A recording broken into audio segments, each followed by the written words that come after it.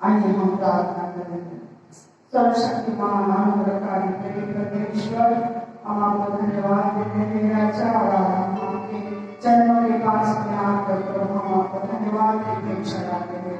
एक यौवन आज हमारे जीवन में दिखाए प्रभु, इसलिए तुझे लाखों बार धन्यवाद करते हैं और धन्यवाद के साथ परमेश्वर मसीह के सामर्थ्य नाम में मांगते हैं, आमीन।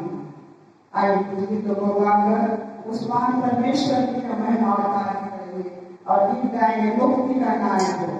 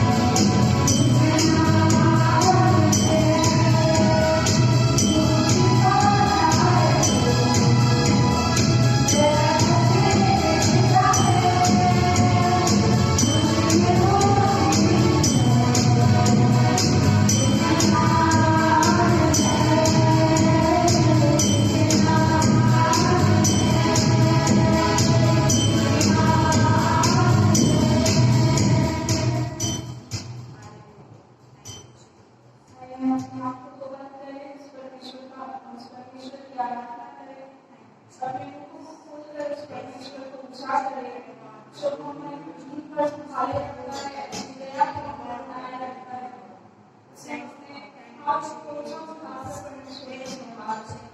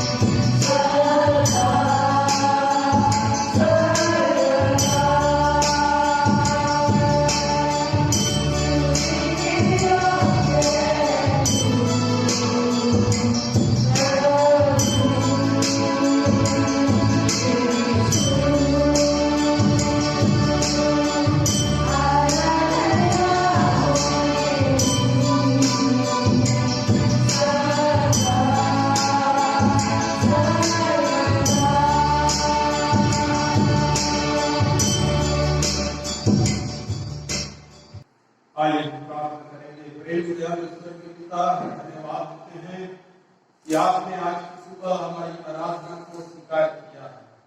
सच में पिता परमेश्वर, आपकी स्तुति, महिमा और प्रशंसा के योग्य है।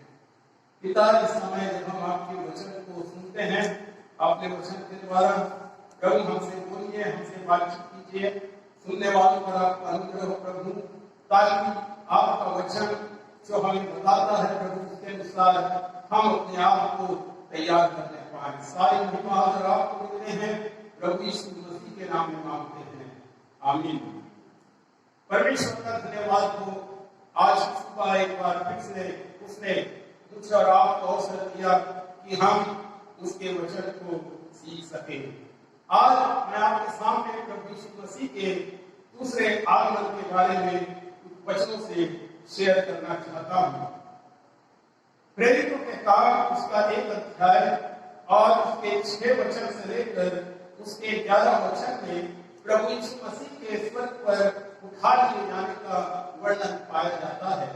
और जब प्रभु यीशु मसीह स्वर्ग पर उठा लिए गए तब प्रभु के वचन में लिखा हुआ है, 10 वचन इस प्रकार से लिखा हुआ है, उसके जाते समय जब वे आकाश की ओर ताक रहे थे तो देखो 2 पुरुष श्वेत वस्त्र पहने हुए उनके पास आ खड़े थे और उनसे कहा, हे गलीली पुरुषों, तुम क्यों खड़े आकाश की ओर देख रहे हो?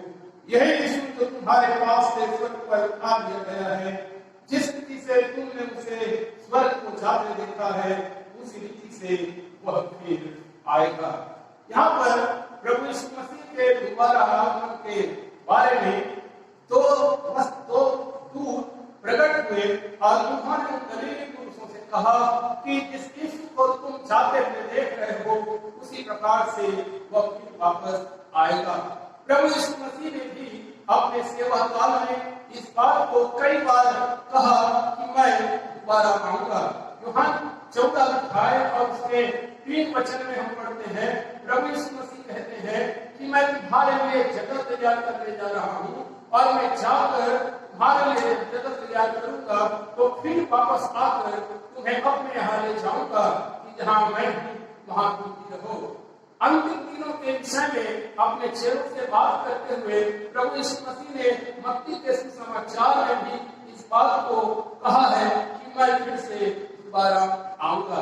आज मैं आपके सामने प्रभु यीशु मसीह के दोबारा आगमन के विषय में बातों को रखना चाहता हूँ। आज का जो मेरा वचन का शीर्षक है ये है, प्रभु यीशु का दोबारा आगमन विश्वासी एवं अविश्वासी के संबंध में। प्रभु यीशु मसीह का दोबारा आगमन विश्वासियों के लिए और अविश्वासियों के लिए क्या महत्व को रखता है, और मैं कुछ बातों को आज आपके सामने रखना चाहता हूँ। पहली बात है, प्रत्येक विश्वासी प्रभु यीशु के दोबारा आगमन से अपने आप को पवित्रता में स्थिर रखने का आह्वान पाता है। परमेश्वर का वचन 2 पत्रस उसके 3 अध्याय और उसके 11 और 14 वचन को हम पढ़ते हैं तो वहां इस प्रकार से लिखा हुआ है, जबकि ये सब वस्तुएं इस रीति से पिघलने वाली है, तो तुम्हें पवित्र चाल चलन और भक्ति में कैसे मनुष्य होना चाहिए। ये सारी चीजें जो पिघलने वाली है, जो प्रभु के वचन में पत्रस कहता है कि आकाश के जो तत्व है वो तत्व होकर पिघल जाएंगे, तो जब ये सारी वस्तुएं पिघलने वाली है तो तुम्हें पवित्र चाल चलन में कैसे मनुष्य होना चाहिए। और उसी का 14 वचन को पढ़िए, इसलिए है प्रियो, जबकि तुम इन बातों की आस देखते हो, तो यत्न करो अर्थात प्रयास करो कि तुम शांति से उसके सामने निष्कलंक और निर्दोष ठहरो, कि तुम शांति से उसके सामने निष्कलंक और निर्दोष ठहरो। प्रभु यीशु मसीह के आने की अगर तुम बाट जो रहे हो तो प्रभु का वचन कहता है कि तुमको अपने आप को निर्दोष और निष्कलंक बनाकर रखने की आवश्यकता है। प्रभु का वचन हमें बताता है कि बिना पवित्रता के कोई भी परमेश्वर को नहीं देख सकता। इसलिए प्रभु यीशु मसीह ने भी पहाड़ी उपदेश में कहा था कि धन्य है वे जिनके मन शुद्ध हैं, क्योंकि वे परमेश्वर को देखेंगे। प्रभु यीशु मसीह आने वाला है, इसलिए हमको एक आह्वान मिलता है ताकि मैं और आप अपने आप को पवित्र रख सकें। दूसरी बात है, विश्वासी सदा प्रार्थना में जागृत रहने और सेवा में तत्पर रहने की प्रेरणा पाता है। एक विश्वासी को प्रभु यीशु मसीह के दोबारा आगमन से प्रार्थना में जागृत रहने के लिए, प्रार्थना करते रहने के लिए, जागते रहने के लिए और उसकी सेवा में तत्पर रहने के लिए प्रेरणा मिलता है। मत्ती 24 अध्याय और उसका 44 वचन को हम पढ़ते हैं। मत्ती 24 और उसका 44 वचन में देखिए क्या लिखा हुआ है। इसलिए तुम भी तैयार रहो, इसलिए तुम भी तैयार रहो, क्योंकि जिस घड़ी के विषय में तुम हाँ, सोचते भी नहीं क्योंकि हो, जिस घड़ी के विषय में तुम सोचते भी नहीं हो, उसी घड़ी मनुष्य का पुत्र आ उसी जाएगा। घड़ी मनुष्य का पुत्र आ जाएगा। तुम सोचते भी नहीं हो, हमें नहीं मालूम प्रभु यीशु मसीह कब आएंगे, परंतु उसने वादा किया है कि मैं आऊंगा और वो आने वाला है। प्रभु यीशु मसीह ने कहा है तुम्हें नहीं मालूम, तुम जिस घड़ी के विषय में सोचते भी नहीं हो, उस समय मनुष्य का पुत्र आ जाएगा, उसी समय प्रभु यीशु मसीह आ जाएगा।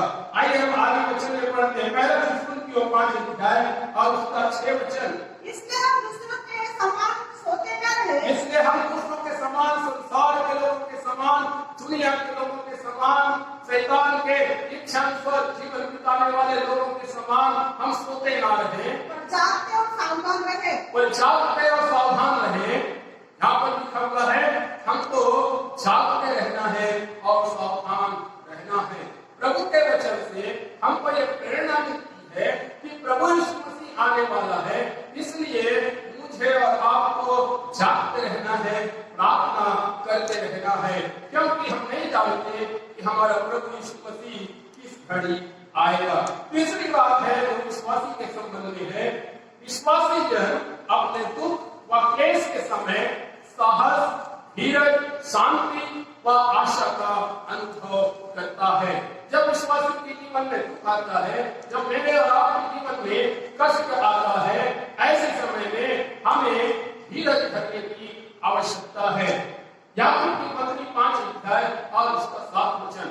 इसलिए हे भाइयों, प्रभु के आगमन तक धीरज धरो। प्रभु के आगमन तक धीरज धरो। यहाँ पर कह रहा है कि तुमको जो इस जीवन में दुख, संकट और क्लेश का सामना करना पड़ता है, तकलीफों का सामना करना पड़ता है, तो तुम धीरज धरो, क्योंकि प्रभु यीशु मसीह आने वाला है। आगे बढ़िए। देखो किसान पृथ्वी के बहुमूल्य फसल की आशा रखता है। हाँ, किसान भी क्या करता है? धीरज धरता है कि एक दिन जो मैं बोया हूँ वो फसल को मैं काटूंगा। प्रथम और अंतिम वर्ष होने तक धीरज धरता है। हाँ, प्रथम और अंतिम वर्षा के तक होने तक क्या करता है? वो धीरज धरता है। इसी प्रकार से हम इब्रानी की किताब 10 अध्याय और उसके 35 वचन से 37 वचन में हमको प्रभु के वचन में बताया गया है कि किस प्रकार से मुझे और आपको दुख, क्लेश और परेशानी में भी स्थिर रहना है।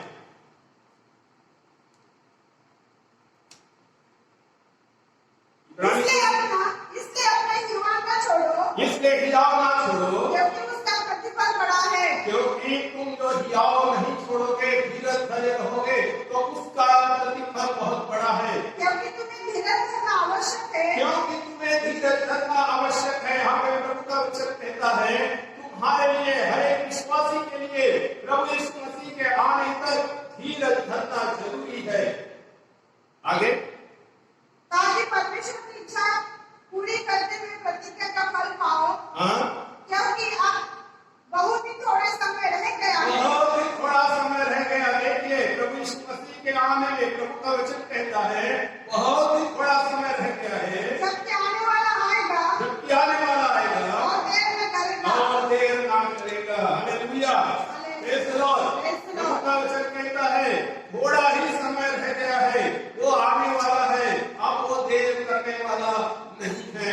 मेरे प्रिय भाइयों बहनों, पहला थिस्सलुनीकियों 4 अध्याय और 16 से 18 वचन में देखिए प्रभु का वचन क्या कहता है।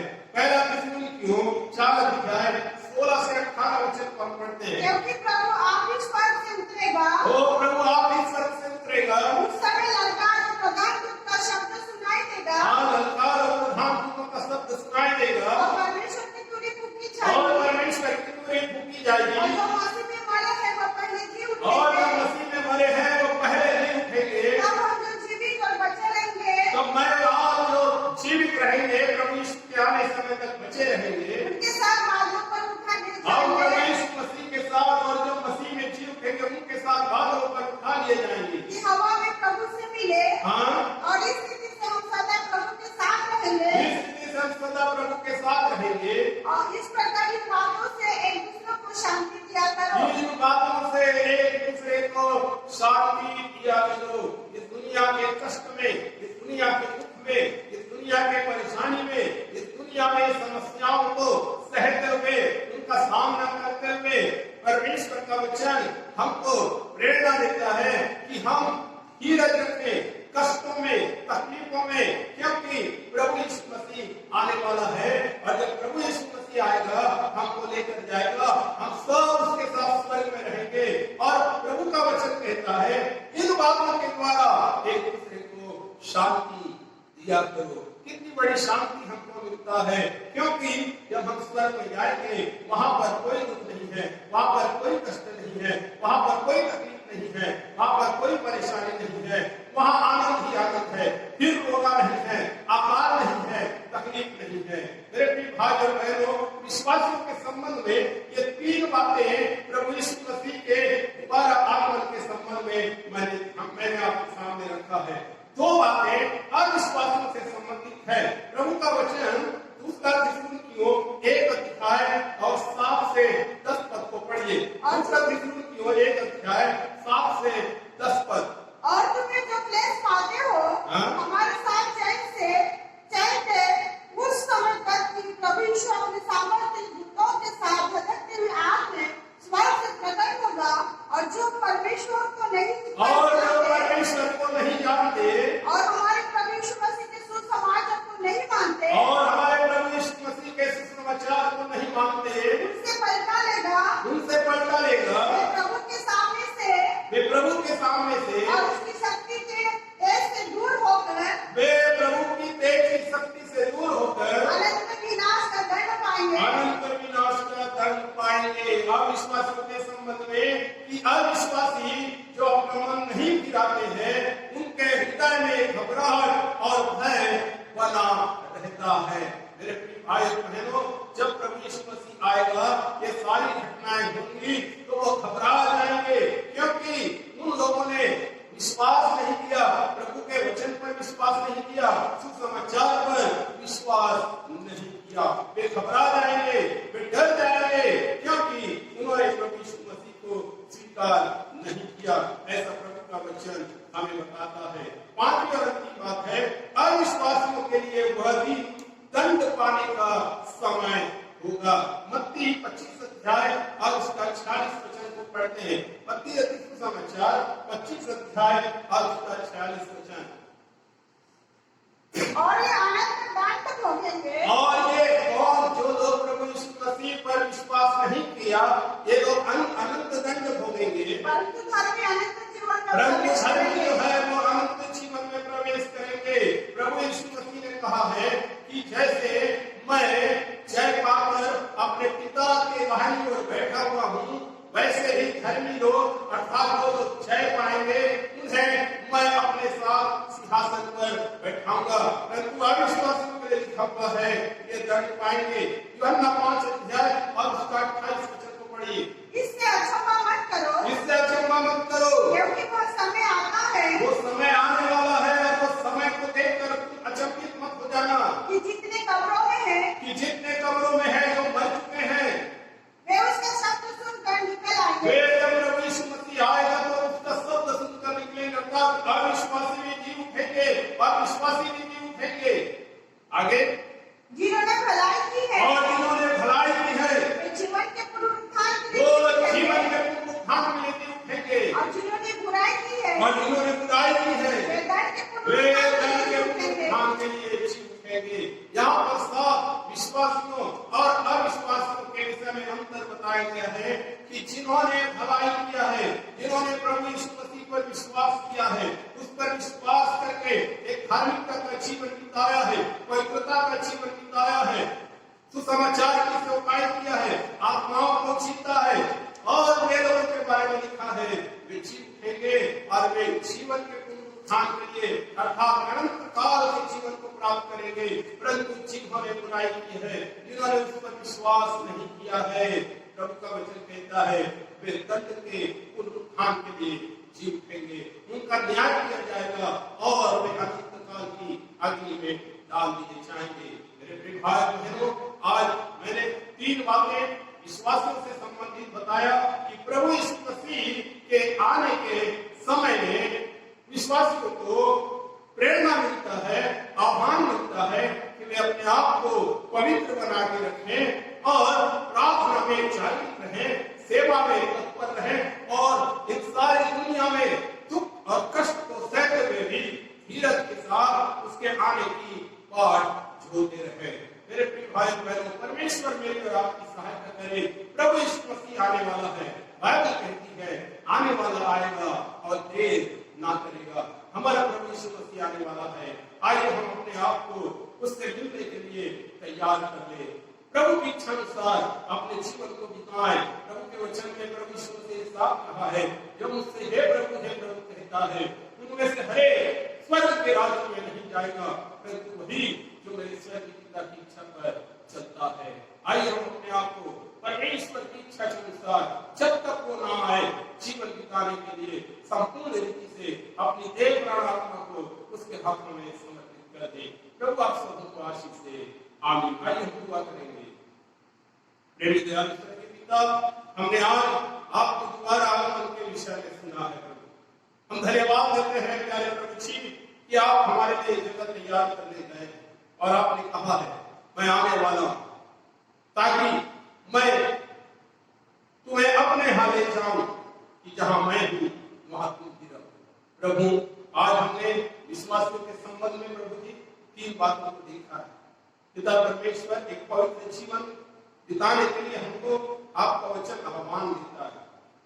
प्रभु प्रार्थना में जागृत रहने और विश्वास में स्थिर रहने और आपकी सेवकाई करते रहने के प्रभु जी हमको प्रेरणा मिलती है।